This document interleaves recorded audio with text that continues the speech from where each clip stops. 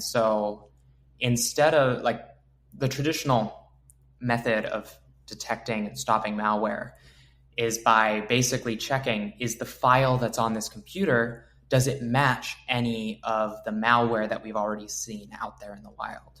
And so it's trying to basically see, is it running the exact same functions? Does the text look exactly the same? And if it is, it kind of stops that process and it kills it and it can't infect any more systems.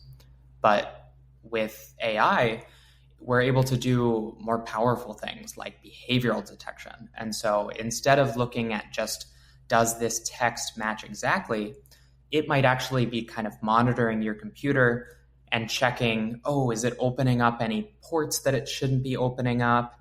Is it kind of running for a longer time than this type of file normally should be running for?